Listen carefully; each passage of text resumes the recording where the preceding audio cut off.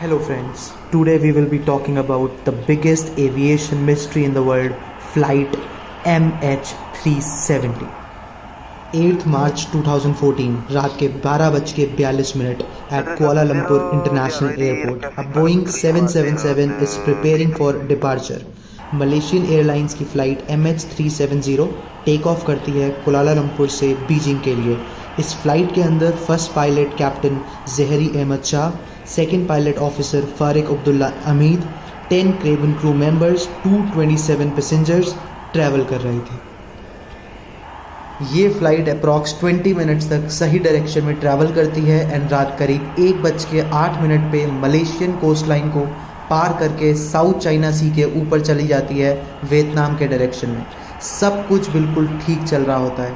Flight Vietnamese air traffic की jurisdiction में पहुंच जाती है. सो कोलालंपुर के एयर ट्रैफिक कंट्रोल पे लास्ट मैसेज जाता है फ़्लाइट पे good night, and same captain Zaharie Ahmad convey करते हैं good night. Malaysian 370, contact Ho Chi Minh 120.9. Good night. Good night, Malaysian 370. इस पॉइंट ऑफ टाइम तक सब कुछ नॉर्मल चल रहा था, बट ये लास्ट मैसेज था जो फ़्लाइट 370 से रिसीव हुआ. इसके बाद अचानक से ये फ़्लाइट आकाश में कहीं गायब हो जाती है और ये घटना बन जाती है दुनिया की सबसे बड़ी एविएशन मिस्ट्री. फ़्लाइट 370 से कांटेक्ट करने के सभी अटेम्प्ट्स अनसक्सेसफुल हो जाते हैं. After 4 hours of unsuccessful attempts to contact, flight 370 को ऑफिशियली मिसिंग डिक्लेयर कर दिया जाता है. एंड फिर शुरू होता है the most expensive search effort in the aviation history ever. सबसे पहले सर्च टीम स्टार्ट करती है उसी लोकेशन के अराउंड सर्च करना जहां पर लास्ट टाइम फ़्लाइट को ट्रेस किया गया था, यानी the South China Sea and the Gulf of Thailand के बीच में. This search operation was an international effort. 34 ships and 28 aircrafts मिलकर 7 अलग अलग कंट्रीज़ में इस प्लेन को ढूंढने की कोशिश करते हैं, लेकिन इस प्लेन का कोई भी क्लू नहीं मिलता है. 12 मार्च 2014 करीब 4 दिन के बाद खबर मिलती है कि मिलिट्री रडार ने इस प्लेन को स्पॉट करा. बट हैरानी की बात यह कि इस प्लेन को साउथ चाइना सी के पास नहीं बल्कि अंडमान एंड निकोबार आइलैंड के पास देखा गया था, बीजिंग से बिल्कुल अपोजिट. फिर भी वहाँ सर्च एफर्ट किया गया बट फ़्लाइट 370 का कोई भी ट्रेस नहीं मिला. फिर कुछ दिनों बाद खबर मिलती है कि फ़्लाइट 370 ने एक सैटेलाइट से कम्युनिकेशन करने का ट्राई किया, बट उसके बाद फिर से कनेक्शन लूज़ हो जाता है. अब सैटेलाइट को ये पता था कि प्लेन ने उसे कम्युनिकेशन करने की कोशिश करी थी, लेकिन इसके अलावा कुछ नहीं पता था कि प्लेन कहाँ था. फिर कुछ साइंटिस्ट ने मिलकर ये सर्च करा कि प्लेन की टेंटेटिव लोकेशन क्या हो सकती है, क्योंकि करेक्ट लोकेशन पता कर पाना अभी भी इम्पॉसिबल था. प्लेन ने 7 बार सैटेलाइट से कम्युनिकेशन बनाने की कोशिश की थी, इसलिए यहाँ आपको 7 अलग अलग टाइम दिख रहे हैं. हर सर्कल पर टाइम लिखा है जिस टाइम पर प्लेन ने कम्युनिकेट करने की कोशिश की थी, और जो आखिरी सर्कल है वो लेटेस्ट टाइम बताता है जब प्लेन ने कम्युनिकेट करने की कोशिश की थी, मतलब आखिरी पॉइंट जहाँ पर प्लेन गया होगा. लेकिन ये सर्कल बहुत बड़ा एरिया कवर करता है.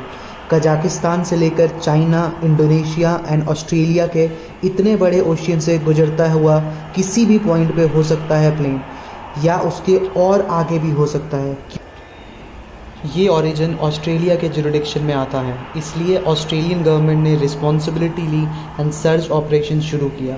बट ये एक इतना बड़ा एरिया था जिससे सर्च कर पाना बिल्कुल भी आसान नहीं था. काफ़ी दिनों तक ये सर्च ऑपरेशन चला, बट अगेन कुछ भी ट्रेस नहीं मिला इस प्लेन का. अप्रैल 2014 तक इस फ्लाइट को ऑफिशियली क्रैश्ड डिक्लेयर कर दिया गया एंड समुद्र के ऊपर होने वाले सर्च ऑपरेशंस बंद कर दिए गए एंड शुरू किए गए डीप ओशन सर्च ऑपरेशंस. यानी अगर प्लेन क्रैश हुआ होगा तो वो समुद्र के ऊपर नहीं फ्लोट कर रहा होगा. सालों तक इसी तरह तलाश जारी रही मगर कुछ भी नहीं मिला. 3 साल बाद एंड ऑलमोस्ट $160 मिलियन स्पेंड करने के बाद इस ऑपरेशन को बंद कर दिया गया एंड ये एक फेल ऑपरेशन डिक्लेयर कर दिया गया। देन जुलाई 2015 में इस प्लेन का राइट विंग फ्लैपरॉन डिस्कवर किया गया।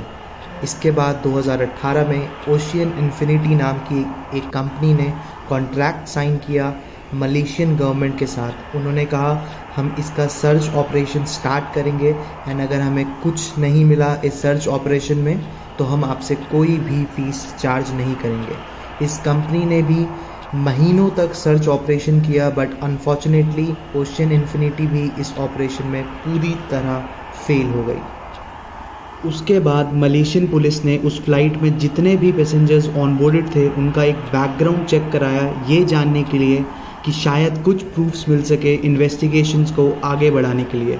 इन्वेस्टिगेशन के दौरान 2 पैसेंजर्स पे शक करा गया।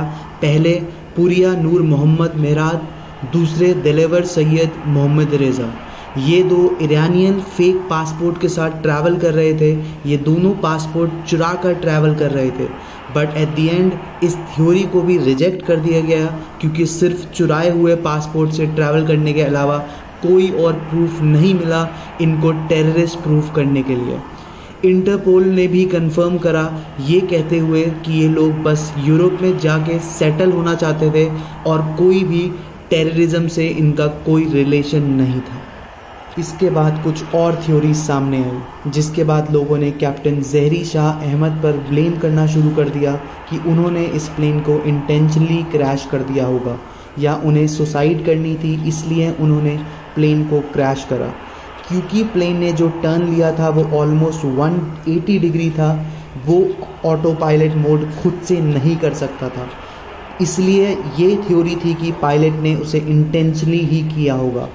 और भी काफ़ी सारी डिबेट्स हुई इसी पर्टिकुलर टॉपिक पे बट आज तक कोई भी स्ट्रॉन्ग आंसर नहीं मिला कि वो प्लेन गया तो गया कहाँ और एट द एंड ये बन गई the biggest aviation mystery in the world. I hope आपको ये वीडियो इन्फॉर्मेटिव लगा होगा। If yes do subscribe, share and comment. Thank you.